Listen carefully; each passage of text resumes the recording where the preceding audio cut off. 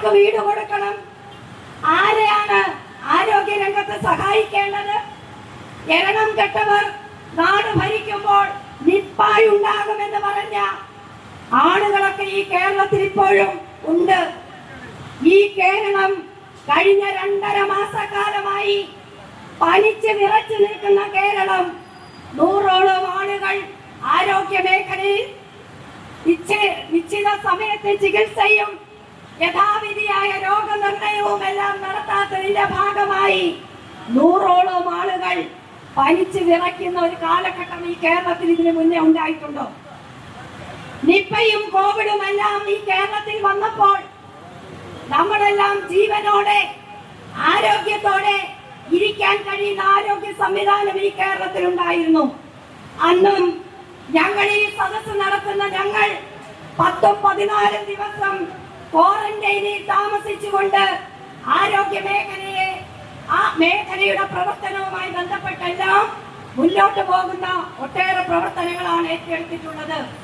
ആ കോവിഡ് കാലഘട്ടത്തിൽ രാജ്യത്തും ലോകത്തുമെല്ലാം നിരവധിയായ ആളുകൾ മരിക്കുന്ന സാഹചര്യം ഉണ്ടാകുന്നു. അങ്ങനെ സാഹചര്യം ഉണ്ടാകുമ്പോഴും ഈ കേരളത്തിന്റെ ആരോഗ്യ സംവിധാനത്തെ ഏറ്റവും മെച്ചപ്പെട്ട രൂപത്തിലേക്ക് കൊണ്ടുവന്നുകൊണ്ട് കേരളത്തിന്റെ ആരോഗ്യ പരിരക്ഷയെ ഇത്രയേറെ വികസിത രാജ്യങ്ങൾക്കൊപ്പം പിടിച്ചു നിർത്താൻ കഴിയുന്ന സംസ്ഥാനമായി ഈ കേരള സംസ്ഥാനത്തെ മാറ്റിയത് കേരളത്തിന്റെ ആരോഗ്യ രംഗം ഇടതുപക്ഷ ഗവൺമെന്റ് മുന്നോട്ട് കൊണ്ടുപോയ ആരോഗ്യ പ്രവർത്തനങ്ങളുടെ ഭാഗമായിട്ടാണ്. ഇന്ന് നിപ്പ വരുന്നു, ഷിഗല്ല ബാധിക്കുന്നു, പകർച്ചവ്യാധി വരുന്നു. അപ്പോഴും ഈ ബഡ്ജറ്റിലൂടെ ഈ കേരളത്തിൽ മെഡിക്കൽ കോളേജുകളുടെ എണ്ണം വർദ്ധിപ്പിക്കുകയാണ്. മെഡിക്കൽ കോളേജിന്റെ എണ്ണം വർദ്ധിപ്പിച്ചാൽ ആരോഗ്യ പ്രവർത്തനത്തെ താളം തെറ്റാതെ മുന്നോട്ട് കൊണ്ടുപോകാം എന്ന് നിങ്ങൾ കരുതുന്നുണ്ടോ?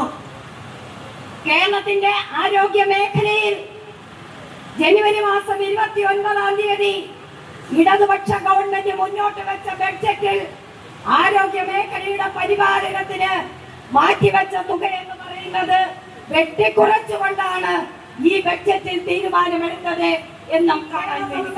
ആദ്യമായി ബേബി മെമ്മോറിയൽ ആശുപത്രിയിലാണ് ധനമൂലധന ശക്തികൾ പിടിമുറുക്കിയത് എന്ന് എത്രയോ നാള് ആരോഗ്യ രംഗത്ത് നാം ചർച്ച ചെയ്തു.